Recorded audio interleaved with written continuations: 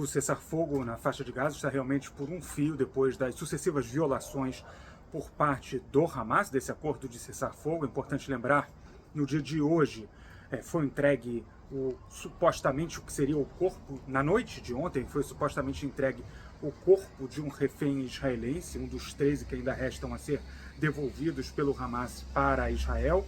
No final das contas, o Instituto Médico Legal de Tel Aviv provou que, na verdade, se tratava dos restos mortais do refém Ofir Tsarfati, que já estava enterrado aqui em Israel. Um ponto fundamental é lembrar que esse será o terceiro sepultamento desse rapaz de 27 anos. Inclusive, a mãe dele disse até em declaração ao longo do dia de hoje que ela não suporta mais essa dor, a sensação de enterrar o seu filho em parcelas.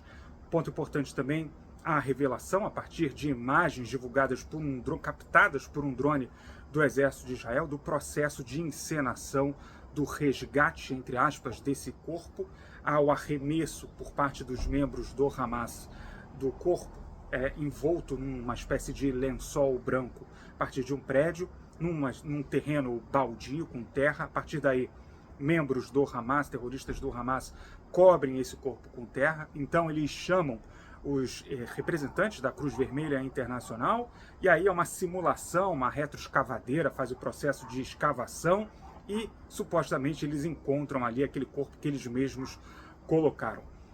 Tudo isso, todas essas etapas, elas foram filmadas e captadas por um drone. Israel permitiu que tudo isso acontecesse, até porque, segundo Israel, poderia ser mesmo o corpo de um refém, então foi preciso esperar essa confirmação por parte do Instituto Médico Legal, e é o que aconteceu. Na sequência desse evento, também houve o disparo por parte de terroristas do Hamas contra forças do Exército de Israel em Rafah, no sul da faixa de Gaza, inclusive com um míssil antitanque. Houve também o disparo por parte do Exército de Israel em resposta a mais essa violação do acordo. Houve uma reunião de emergência por parte do primeiro-ministro Benjamin Netanyahu, também com altos membros do escalão de segurança israelense, e no final da tarde, início da noite, horário daqui de Israel, houve a decisão de realizar uma sucessiva onda de ataques intensos contra a faixa de Gaza. Essa é a ordem cronológica de tudo que aconteceu ao longo do dia de hoje.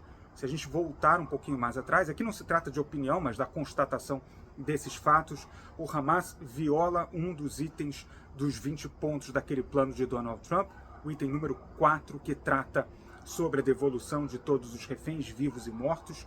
O prazo para que o Hamas fizesse isso expirou no dia 13 de outubro, hoje é dia 28 de outubro, portanto, há 15 dias. Ao longo desses 15 dias, houve uma série de manifestações por parte do Hamas de porquê eles não haviam conseguido cumprir essa parte do acordo. Isso é uma coisa. A outra coisa é estabelecer que o acordo foi violado. Isso é um ponto factual, não há muita discussão sobre isso. É possível discutir as razões pelas quais o Hamas não cumpriu a sua parte no acordo, e nós trouxemos essas informações também ao longo desse tempo todo no nosso site, na nossa cobertura jornalística que nós fazemos.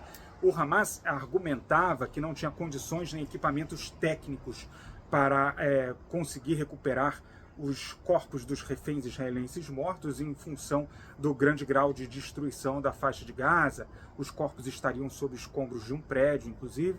A partir daí, houve autorização para que equipes egípcias entrassem a partir da passagem de Kerem Shalom em Israel, cruzaram, portanto, essa tríplice fronteira, nós já estivemos lá também, ou seja, aquela fronteira, os equipamentos de engenharia saíram do Egito, entraram rapidamente em Israel e também poucos metros depois entraram pela fronteira para o território da faixa de Gaza. Isso aconteceu no domingo à noite, portanto, não há mais essa, digamos, desculpa por parte do Hamas de que não há equipamentos para realizar essas buscas. Até um ponto curioso, essa encenação feita pelo Hamas, na encenação há a presença de uma escavadeira, uma retroescavadeira, enfim.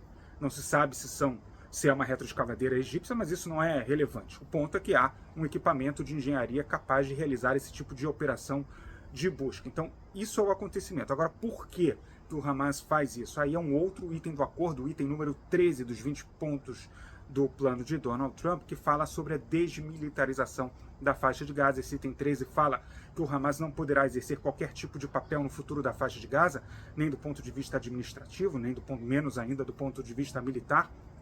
e todas as infraestruturas militares, inclusive os túneis subterrâneos, deverão ser destruídos. Isso está previsto no acordo, item 13 dos 20 pontos do plano de Donald Trump. Segundo a avaliação israelense, o fato é que o Hamas quer esticar ao máximo a fase número 1, ou seja, a devolução, que fala sobre a devolução dos corpos dos reféns israelenses, para não entrar nas discussões da fase 2, que justamente, entre todos os itens, a formação de uma força internacional de estabilização na faixa de Gaza, também trata sobre o processo de desmilitarização da faixa de Gaza e, portanto, o desarmamento do próprio Hamas. Esse é o contexto atual de tudo o que está acontecendo por aqui.